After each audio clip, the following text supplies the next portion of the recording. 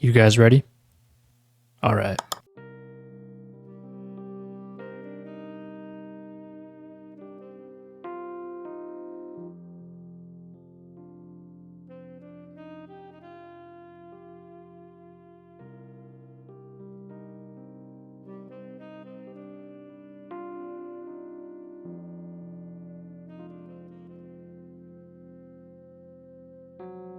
Hey there, Marvel fans. Welcome to the Cool Beans Podcast, your go-to place for all things nerdy and pop culture. I'm your host, Braden Vowles, and today we are kicking off an epic journey with our brand new monthly series, Road to Secret Wars. Over the next 30 plus episodes, we're going to dive deep into the Marvel Universe, exploring everything you need to know before the release of Secret Wars in 2027. From the origins of your favorite heroes and villains to the most iconic storylines and jaw-dropping moments, as well as real-life Marvel history. Who were Stan Lee and Jack Kirby? What was Marvel like in the 30s, 40s, 50s, all the way up to present day? Whatever you need to know, we've got it all covered.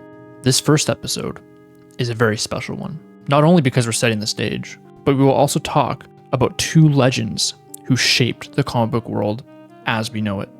Stan Lee and Jack Kirby. We'll also give you a sneak peek into what you can expect from this series and why Secret Wars is such a big deal. Trust me, by the end of this journey, you'll be the ultimate Marvel expert, ready to impress your friends and fellow fans. So grab your favorite beverage, sit back, and let's begin. In the world of comics, few names resonate as strongly as Marvel. With a rich history spanning decades, Marvel has become synonymous with iconic characters, epic storylines, and a universe that's as vast as it is beloved. But have you ever wondered how this legendary publisher came to be? What events shaped its rise to fame? And what challenges did it overcome along the way? Marvel's impact on pop culture cannot be overstated. The Avengers, Spider-Man, the X-Men, these are more than just characters. They're cultural touchstones that have inspired countless fans around the world. But before Marvel became a household name, the comic book industry was a very different place. To understand Marvel's significance, we need to take a giant step back and examine the landscape of the industry all the way back into the 1930s. During this period, comic books were primarily seen as pulp fiction, aimed at a juvenile audience, but the comic book industry was still in its infancy, and it was about to experience a major transformation. The late 1930s saw the rise of superheroes, with characters like Superman and Batman making their debut. These iconic characters would go on to shape the direction of the industry, paving the way for Marvel's eventual rise to prominence. Before Marvel Comics came onto the scene, the comic book industry was a relatively small market. With a few limited number of publishers and titles, the industry was ripe for innovation and disruption. This was the perfect environment for a new player to emerge, one that would challenge the status quo and bring a fresh perspective to the world of comics. In the early 1930s, a pulp magazine publisher named Martin Goodman founded Timely Comics, which would eventually become Marvel Comics. Goodman's company was modest in size, but it was about to take a dramatic turn with the arrival of two men who would change the face of comics forever: Stan Lee and Jack Kirby.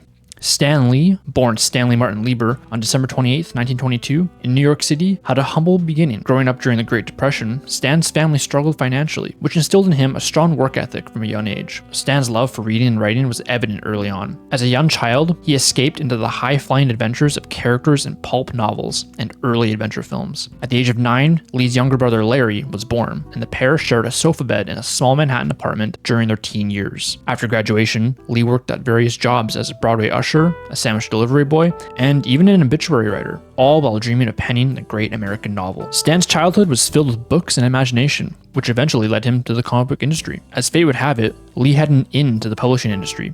His uncle Robbie Solomon got him a job at Timely Comics, which produced pulp magazines and comic books.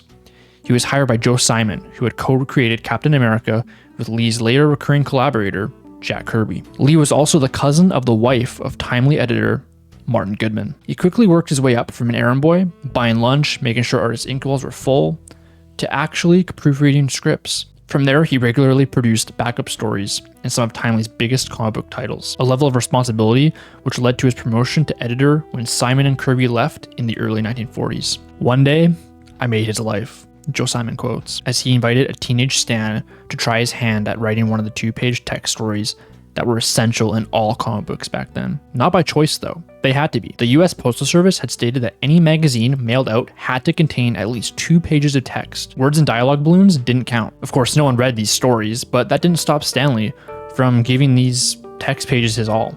To Stan, they were the great American novel. This led to Stan Lee to eventually adopt the pseudonym of Stan Lee for his comic book writing debut, a text piece in an early issue of Captain America titled Captain America Foils the Traitor's Revenge. Following service in the military during the Second World War, where amongst other things, Stan wrote manuals, training films, and cartoons for Army newspapers, he returned to his editorial position at Timely, which rebranded to Atlas Comics. His military experience honed his writing skills, gave him a unique perspective, and prepared him for the creative challenges he would face in the comic book industry, where interest had taken a shift. Lee found himself writing stories in other genres such as horror, thrillers, and science fiction, all of which would end up informing his later work. Now let's shift our focus to Jack Kirby, born Jacob Kurtzberg on August 28, 1917, in New York City. Like Stan, Jack grew up in a tough neighborhood during the Great Depression. His parents, Rose and Benjamin Kurtzberg, were Austrian Jewish immigrants who came to America for a fresh start and worked hard to make ends meet.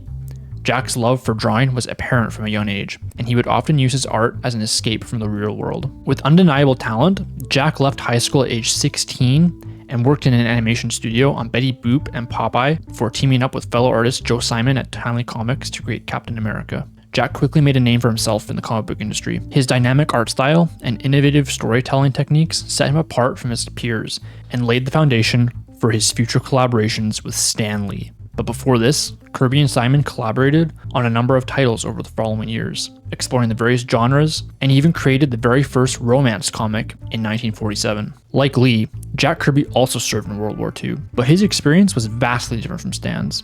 Jack was drafted into the US Army in 1943 and served as an infantryman. He saw combat on the front lines and aided in the liberation of concentration camps. Jack's time in the war was a period of immense personal growth and struggle. The horrors he witnessed and the bravery he displayed would later be reflected in the heroes he created, imbuing them with a sense of realism and depth. Now, we'll dive more into Marvel post-1940s in the next video, but these following years saw Stan Lee and Jack Kirby join forces and continue to push the boundaries of comic book storytelling. They introduced the world to the Fantastic Four, a team of superheroes that revolutionized the genre with their complex characters, intricate plots, and cosmic scope. Atlas Comics rebranded itself to Marvel Comics in 1961, the same year as the Fantastic Four's debut. This series marked a watershed moment in Marvel's history, cementing the company's position as a major player in the comic book industry. The success of Fantastic Four was swiftly followed by the creation of other iconic characters, including Spider-Man, the Hulk, and the X-Men. Each of these characters brought something new and innovative to the table, further solidifying Marvel's reputation as a pioneer in the world of comics. The arrival of Secret Wars isn't just another Avengers movie. Its very title promises us something much greater. Secret Wars is a story that revolves around bringing the vast array of Marvel characters together. This film promises to be a celebration of everything that has come before it and will set the foundation for everything that comes after it. This isn't just the cap on 27 years of Marvel movie magic. It's 85 plus years of industry-changing storytelling, genre-defining stories, iconic characters, and a legacy that very much started with two men, Stan Lee and Jack Kirby. Secret Wars is the past, present, and future of Marvel. As we conclude this part of our journey through the origins of Marvel Comics, we've seen how the company's early years began to shape its rise to fame with the introduction of Stan Lee and Jack Kirby. From the creation of iconic characters to the challenges faced by Marvel's creatives, this is a story that's as inspiring as it is fascinating. Be sure to join us for the next installment of Road to Secret Wars, where we'll delve deeper into Marvel's history, exploring Marvel in the 1950s, the rise of Steve Ditko, and what led to that fateful book in 1961 that started it all, Fantastic Four, Marvel's first family. If you're new to the world of Marvel, this is just the beginning of an incredible journey. We invite you to explore more about Marvel's history, its characters, and the creators who brought them to life. And if you're a seasoned Marvel fan, we hope you've enjoyed this trip down memory lane. Thanks for tuning in to the Cool Beans podcast. Until next time, stay nerdy and keep exploring the Marvel universe. And I'll catch you on the flippity flip.